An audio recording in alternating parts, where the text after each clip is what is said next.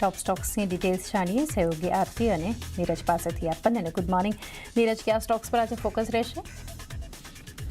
जी સૌથી પહેલાં તો આપણે જે ક્રૂડની ચર્ચા કરી એને સંબંધિત સ્ટોક પર જ આજના દિવસે ફોકસ રાખીશું, કારણ કે ફરી જ્યારે ક્રૂડના ભાવની અંદર વધારો દેખાવો છે ત્યારે તમને આજના દિવસે ઓએમસીસ પર પ્રેશર દેખાશે. સામે પક્ષે જે રિફાઇનરીઓ છે, એક્સપ્લોરેશન કંપનીઓ છે, ત્યાં આગળ થોડીક તેજી આજના દિવસે જોવા મળી શકે છે. તો ઇન્ડિગો કે પેન્ટ શેર્સ છે એની અંદર પણ તમને દબાણ જોવા મળશે. ટાયર સ્ટોક્સની અંદર પણ આજના દિવસે દબાણ જોવા મળી શકે છે. એટલે ખાસ કરીને આજના દિવસે આ ઓઇલ સેન્સિટિવ સ્ટોક્સ પર નજર રાખજો. ત્યાં આગળ તમને પોઝિટિવ અને નેગેટિવ ઇમ્પેક્ટ આવતી જોવા મળી શકે છે. એટલે એના પર એક ફોકસ ચોક્કસથી રાખીશું. આ સિવાય ઘણા બધા પરિણામો આવ્યા છે અને પરિણામોના રિએક્શન આજના દિવસે આવશે.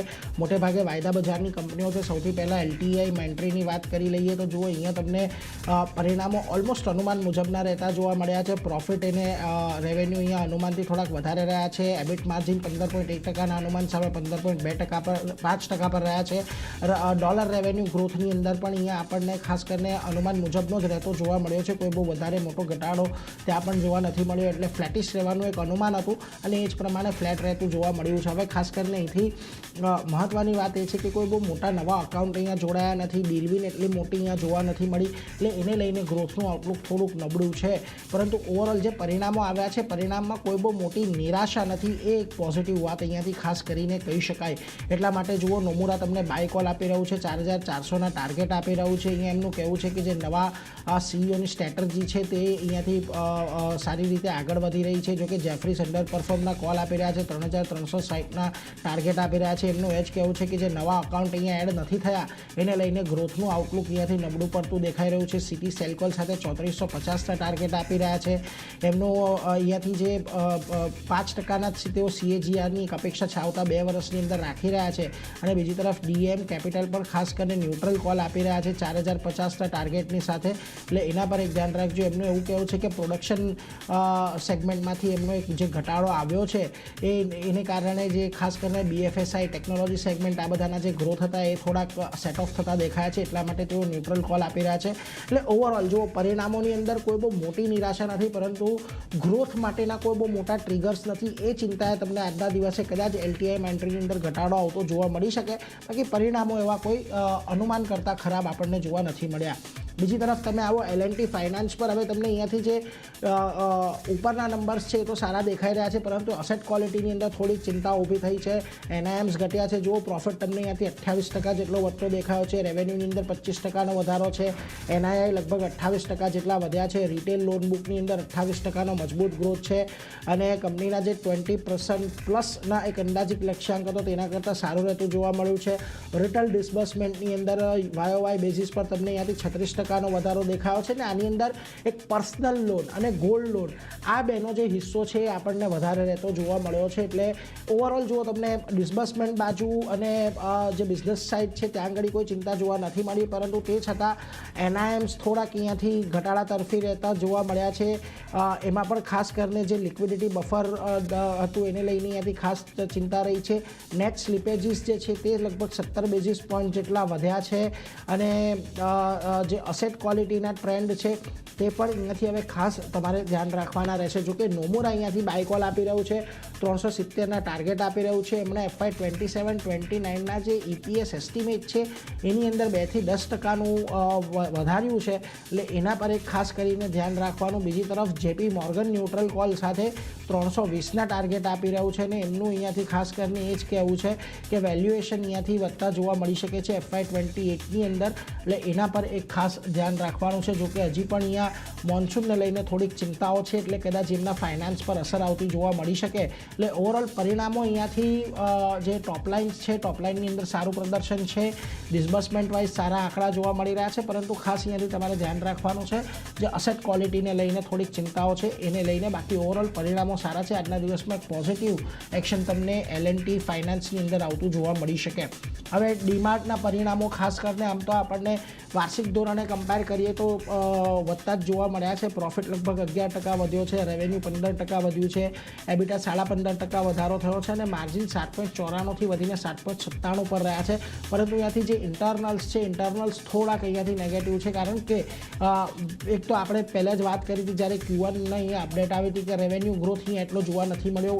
500+ સ્ટોર થઈ ગયા છે, પરંતુ રેવન્યુની અંદર જે ઉછાળો આવવો જોઈએ એ આવતો જોવા નથી મળ્યો. બીજી તરફ મેટ્રો સિટીની અંદર અહીંયા ખાસ કરીને સેલ્સ છે થોડુંક ફ્લેટ રહેતું જોવા મળ્યું છે.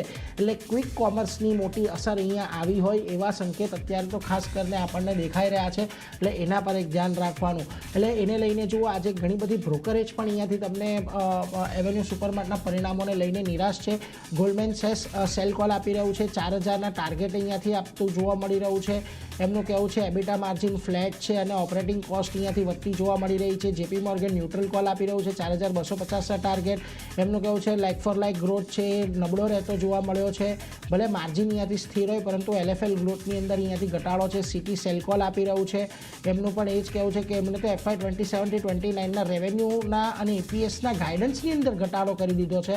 જેફરીઝ હોલ્ડ કોલ સાથે 4500, મોતીલાલ ઓસ્વાલ બાય કોલ સાથે 4800 આપી રહ્યા છે. એટલે ઓવરઓલ જો જ્યાં આગળ બાયના અને એના કોલ છે ત્યાં પણ કોઈ બહુ મોટા ઉછાળાની અપેક્ષા અહીંયાથી બ્રોકરેજને નથી લાગી રહી. એટલે ઓવરઓલ ડિમાન્ડના પરિણામો પણ આજના દિવસે નબળા અને કદાચ અહીંયાથી વધારે આપણને ઘટાડો જોવા મળી શકે આજના દિવસે. એટલે એના પર પણ એક ફોકસ રાખવાની છે. આ ઉપરાંત ઘણા બધા સમાચારો છે. સૌથી પહેલાં વાત કરી લઈએ ફિનો પેમેન્ટ બેંકની જૂન મહિનાની અપડેટ આવી છે. ન્યૂ એકાઉન્ટ ઓપનિંગ અહીંયાથી 31% વધ્યું છે. લોન રેફરલ ડિસ્બર્સમેન્ટમાં 250%નો ઉછાળો છે અને મોબાઈલ એપ્લિકેશન પર એક્ટિવ યુઝર્સની સંખ્યા 38% જેટલી વધી છે. એટલે ધ્યાન રાખીશું. અહીંયા પણ એક પોઝિટિવ ઇમ્પેક્ટ કદાચ થોડી ઘણી આજના દિવસે ફિનો પેમેન્ટ બેંકમાં આવવી જોઈએ, ફોકસમાં રાખીશું. આ ઉપરાંત અદાણી ગ્રીન અહીંયાથી Q1 અપડેટ આવી છે. ઓપરેશનલ ક્ષમતા લગભગ 27% Q1ની અંદર વધી છે, 20,142 મેગાવોટ પર પહોંચી છે. સેલ્સ ઓફ એનર્જી લગભગ 30% જેટલું વધ્યું છે અને જનરેશન બિઝનેસની અંદર 43%નો CAGR ગ્રોથ જોવા મળ્યો છે. સારા આંકડા છે, પરંતુ ખાસ કરીને ધ્યાન આપીશું. અહીંયા પણ કદાચ તમને પોઝિટિવિટી જોવા મળી શકે. જો કે શુક્રવારે પણ એક સારી તેજી આવી ગઈ હતી, એટલે કદાચ તમને અહીંયાથી પ્રોફિટ બુકિંગ આવતું જોવા મળે. એટલે એના પર એક ધ્યાન રાખજો. બીજી તરફ NMDC પર ધ્યાન રાખવાનું છે. આયર્ન ઓરના ભાવની અંદર ઘટાડો કર્યો છે. બેલા લંપની કિંમત 250 ઘટાડીને ₹250 ઘટાડીને 5450 ટન અને બેલા ફાઇન્સની કિંમત ₹150 ઘટાડીને 4700 ટન કરી છે. તો કે બ્રોકરેજ પણ અહીંયાથી કહી રહ્યું છે કે આ બધા એની અસર તેમને કદાચ આવનારા સમયની અંદર આવતું જોવા મળે. એટલે એના પર પણ એક ધ્યાન રાખીશું. NMDCની અંદર પણ આજના દિવસે તમને આ ભાવ ઘટાડાને લઈને કદાચ થોડોક ઘટાડો આવતો જોવા મળી શકે છે. એટલે ફોકસ રાખજો. એટલે જો ખાસ કરીને આજે LTI, મેન્ટ્રી, L&T ફાઇનાન્સ, ડીમાર્ટ આ ત્રણેયના રિઝલ્ટ રિએક્શન પર ખાસ ફોકસ આપણે રાખવાનું રહેશે. આ સિવાય આરતી ઘણા બધા સ્ટોક્સ છે, તમારી ખાસ ક્યાં નજર? જે શરૂઆત SBI ફંડ સાથે કરીએ તો અહીંયા ફોકસ એટલા માટે રાખવાનું છે કારણ કે OFS જે છે એની સાઇઝમાં આપણને ઘટાડો કરવામાં આવ્યો છે. SBI મ્યુચ્યુઅલ ફંડ્સનો IPO મંગળવારે એટલે આવતીકાલે આપણને ખુલતો જોવા મળશે અને પ્રી IPO હિસ્સા વેચાણ પછી OFS સાઇઝ અહીંયાથી તેમણે ઘટાડી છે. SBI ફંડ હિસ્સાનું વેચાણ 6.30%થી ઘટાડી 4.89% પર હવે કર્યું છે અને બીજી બાજુ SBI મ્યુચ્યુઅલ ફંડ્સના IPOના OFSમાં હવે કુલ 17.10 કરોડ શેર્સ આપણને રહેતા જોવા મળશે. બીજી બાજુ પ્રી IPO પ્લેસમેન્ટ દ્વારા મોટા રોકાણકારો પાસેથી આશરે 1650 કરોડ એકત્ર કંપનીએ કર્યા છે અને 14 થી 16 જુલાઈ વચ્ચે IPO જે આપણને ખુલતો જોવા મળશે. એટલે ધ્યાન રાખવાનું છે SBI માટે, કારણ કે અહીંયા OFS સાઇઝમાં જે ઘટાડો કરવામાં આવ્યો છે એને લીધે આજે ફોકસ અહીંયા બનતું જોવા મળશે અને IPO જે છે તે આવતીકાલે મંગળવારે આપણને ખુલતો જોવા મળશે SBI મ્યુચ્યુઅલ ફંડ્સનો. નેક્સ્ટ કાઉન્ટર ફોકસમાં ઇન્ટરગ્લોબ એવિએશન રાખવાનું છે. નેગેટિવ કાઉન્ટરમાં કામકાજ જોવા મળી શકે છે કારણ કે DGCA પાસેથી કાર્ગો સ્લીપેજની ઘટના અંગે વોર્નિંગ લેટર અહીંયા કંપનીને આપવામાં આવ્યો છે. ડેન્જરસ માલના સંચાલન માટે જે સ્ટાન્ડર્ડ ઓપરેટિંગ પ્રોસિજર છે એનું પાલન ન કરવાના કારણે આ નોટિસ અહીંયાથી કંપનીને મળતી દેખાડે છે. વોર્નિંગ લેટર મળ્યો છે. જાન્યુઆરી 2026માં નોંધાયેલા કાર્ગો સ્લીપેજનો સમાવેશ અહીંયાથી નથી કરવામાં આવ્યો અને DGCA માત્ર વોર્નિંગ લેટર આપ્યો છે, કોઈ પેનલ્ટી અહીંયાથી નથી લગાવી. બીજી બાજુ ઇન્ડિગો DGCAને સુધારાત્મક પગલાં અંગેનો અહેવાલ સબમિટ કરશે પણ હજી કર્યો નથી, એટલે થોડી ઘણી સેન્ટિમેન્ટલ ઇફેક્ટ કાઉન્ટર બતાવી શકે છે. ઇન્ટરગ્લોબ એવિએશન આજે અહીંયા એક ધ્યાન રાખવાનું છે. નેક્સ્ટ કાઉન્ટર સ્વિગીનું છે. અહીંયા જો સસ્પેન્શન ઓર્ડરમાં જે દર્શાવેલ ખામીઓ હતી એને સુધાર્યા પછી FSSAI લાયસન્સ પ્રાપ્ત કર્યું છે અને એટલે એના તરફથી લાયસન્સ અહીંયાથી સ્વિગીને આપવામાં આવ્યું છે.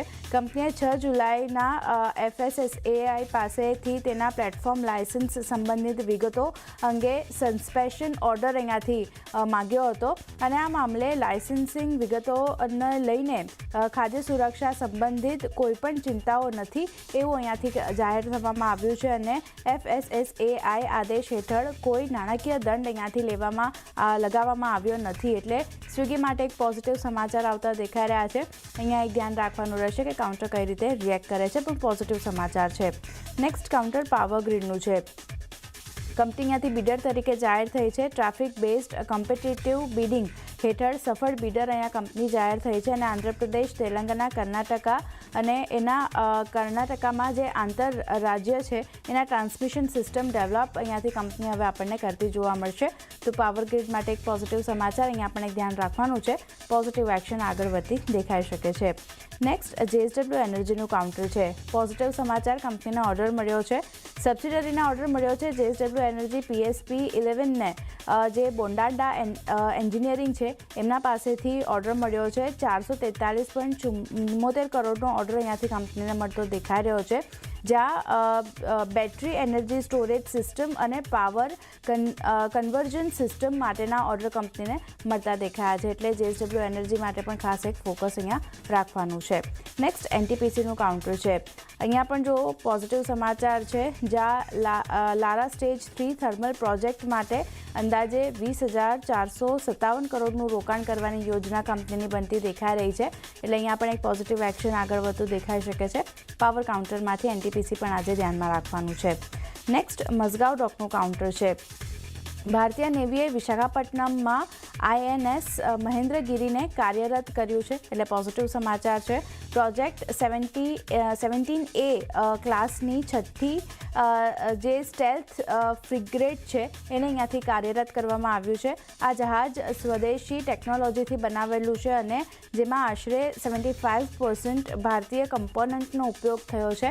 એટલે ઘણા પોઝિટિવ સમાચાર છે. ડિફેન્સ સ્પેસ આજે ફોકસમાં રાખવાનો છે. મઝગાંવ ડોક આ એક આપણને અહીંયા પોઝિટિવ એક્શન બતાવી શકે છે સમાચારના લીધે, તો અહીંયા એક ધ્યાન રાખવાનું છે. નેક્સ્ટ મેનકાઇન્ડ ફાર્માનું કાઉન્ટર છે.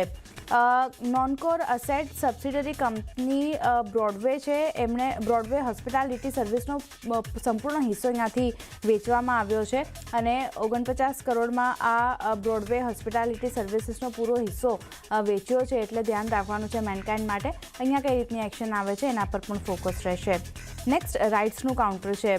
પોઝિટિવ સમાચાર, ઓર્ડર મળ્યો છે કંપનીને પટના મેટ્રો રેલ કોર્પોરેશન પાસેથી 79 કરોડનો ઓર્ડર અહીંયાથી કંપનીને મળતો દેખાઈ રહ્યો છે, જેમાં consultancy service, design, project management અને સુપરવિઝન સંબંધિત કામગીરી જે છે તે અહીંયાથી હવે કંપની કરતી જોવા મળશે. એટલે રાઇટ્સના કાઉન્ટર પર પણ ધ્યાન રાખવાનું છે. અને છેલ્લે સ્ટરલાઇટ ટેકની વાત કરી લઈએ તો અહીંયા કંપની માટે પોઝિટિવ સમાચાર, કારણ કે યુરોપિયન પેટન્ટ ઓફિસ પાસેથી મોટી રાહત કંપનીને મળતી દેખાઈ રહી છે. ટેકનિકલ બોર્ડ ઓફ અપીલ દ્વારા જે ફુજીકુરા છે એની પેટન્ટ EP 37966060 ને અહીંયાથી રદ કરવામાં આવી છે. આ સાથે જાપાન સ્થિત અગ્રણી ટેલિકોમ અને ઓપ્ટિકલ ફાઇબરની કંપની જે છે ફુજીકુરા છે એમના તરફથી આ રાહત અહીંયાથી કંપનીને મળતી દેખાઈ રહી છે. એટલે સ્ટરલાઇટ ટેકનોલોજીના કાઉન્ટર પર પણ ખાસ એક ધ્યાન રાખવાનું છે કે અહીંયા કઈ રીતે રિએક્શન આવે છે. પણ ઘણા બધા કાઉન્ટર ચારની જે નીરજે જણાવ્યા છે, મેં જણાવ્યા છે, બધા ફોકસમાં રહેશે. જી, આ બધા સ્ટોક્સ